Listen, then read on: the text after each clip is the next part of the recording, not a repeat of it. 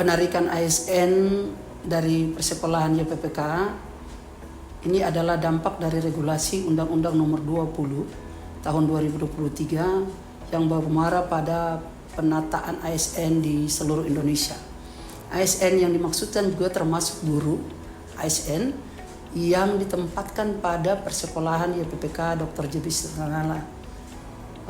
Kita punya lebih dari 2.000 ASN yang ditugaskan pada persekolahan YPPK Sitanala di Maluku dan Maluku Utara.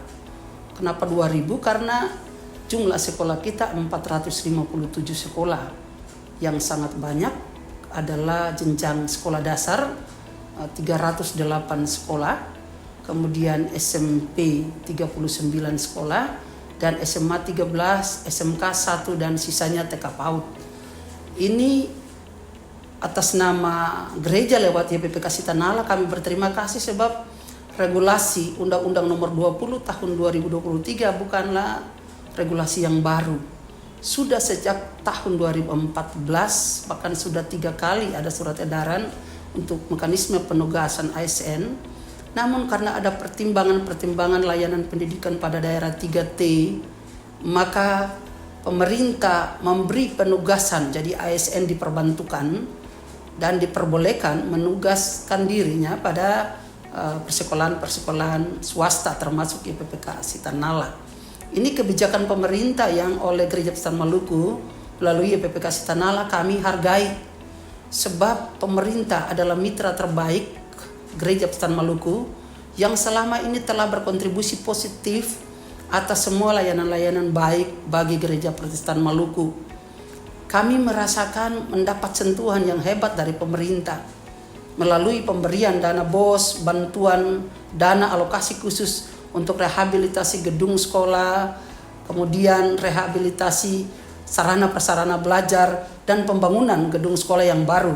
Ini bentuk kepedulian pemerintah terhadap sekolah-sekolah swasta termasuk YPPK Sitanala, dan karena itu sebagai mitra yang baik kami patuh terhadap regulasi pemerintah, yaitu implementasi Undang-Undang Nomor 20 Tahun 2023 tentang mekanisme penugasan aparatur sipil negara.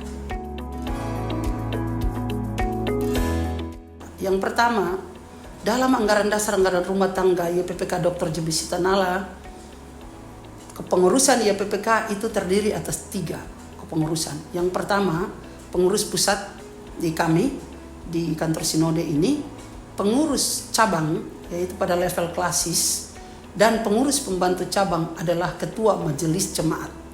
Dan karena itu menjawab masa transisi ini, kita perlu mengembalikan sekolah pada pengelolaan pada pengurus pembantu cabang yang menangani secara langsung persekolahan atau di mana sekolah itu ada. Pengurus pembantu cabang memerankan perannya sebagai pengelola utama dalam mengelola pendidikan ini berbasis jemaat, sehingga melalui kehadiran pendeta di jemaat akan mengupayakan berbagai strategi untuk merekrut guru dan tenaga kependidikan. Yang pertama simpel saja bahwa gereja dan YPPK Sitanala bisa berhemat dalam sisi finansial pembiayaan kepala sekolah. Kita berhemat untuk membayar gaji 457 kepala sekolah. Ini masa transisi. Dan kita kembalikan kepada jemaat. Ini berbasis pada regulasi anggaran dasar anggaran rumah tangga. Kita kembalikan kepada jemaat seiring dengan keputusan bersama rapat istimewa YPPK Dr. J.B. Sitanala di bulan Februari tahun 2024 di Gereja Immanuel SM. Kita akan mengembalikan pengelolaan sekolah berbasis jemaat. Jadi penjemaatan sekolah adalah strategi utama kita untuk mengelola sekolah di masa transisi.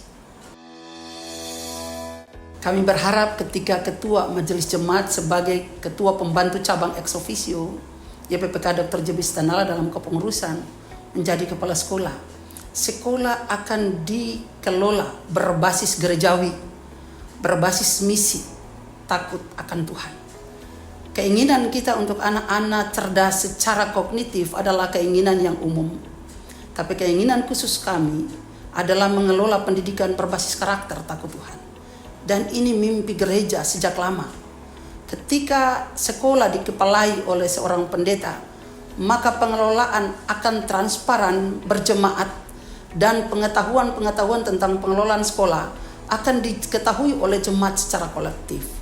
Mengapa selama ini terjadi polemik pastori bisa dibangun dengan megah, gereja bisa dibangun dengan megah, sekolah dalam keadaan terpuruk? Karena selama ini gereja mempercayakan warga gereja profesional untuk mengelola pendidikan ini, dan ketua majelis jemaat ex officio, ketua pembantu cabang hanyalah penonton dan tidak pernah mengetahui secara jelas pengelolaan sekolah dari sisi manajemennya, ketersediaan sarana prasarana, bahkan pengelolaan mutual lain di sekolah. Dan karena itu, ketika kepala sekolah dikepalai oleh ketua majelis jemaat atau pendeta jemaat atau pegawai organik gereja, maka pengelolaan ini akan terpadu secara universal. Gereja akan membicarakan secara baik pengembangan sekolah berbasis jemaat, dan tentunya akan bermuara pada capaian-capaian program pendidikan yang bermutu untuk Gereja Persekutuan Maluku, khusus menuju gereja 1 abad. Anak-anak GPM menjadi anak-anak yang cerdas, berkarakter, unggul, dan takut Tuhan.